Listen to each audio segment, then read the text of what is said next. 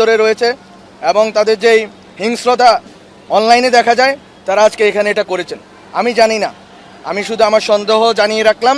প্রশাসনের দায়িত্ব, মিডিয়ার দায়িত্ব এটাকে খুঁজে বের করা এবং এখানে বিভিন্ন আন্দোলনে যারা স্যাবোটেজ করবেন তাদের ব্যাপারে সাধারণ ছাত্রদেরকে বলতে চাই, স্যাবোটেজকারীদেরকে আলাদা করেন। আপনাদের ন্যায্য দাবি সরকার শুনতে রাজি। আমি গতকালকে রাত্রেও মিটিংয়ের জন্য রাজি ছিলাম। আজকে রাত্রে আমার সাথে 9টায় মিটিং হওয়ার কথা ছিল, আগামীকাল সকালে মিটিং হওয়ার কথা ছিল।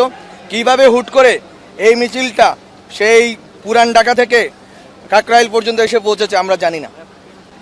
তারা কিন্তু এটার মর্যাদা রক্ষা করতে পারেনি, সেটা তারা করতে পারেনি। তারা হয়তো বুঝতে পারবে আশা করি। কিন্তু আমার কথা হচ্ছে, আমরা বসতে চাই, আমরা এই অ্যাটিটিউডটা দেখাতে চাই যে এই সরকার সবার কথা শুনে এবং শুনে যেটা ন্যায্য মনে করে সেটা করার জন্য চেষ্টা করে, সর্বোচ্চ চেষ্টা করে।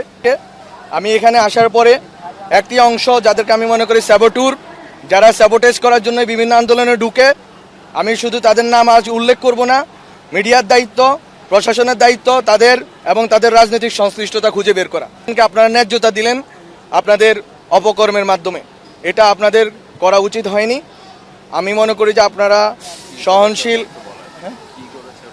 এবং একটি আমার সাথে যেটা হয়েছে আজকে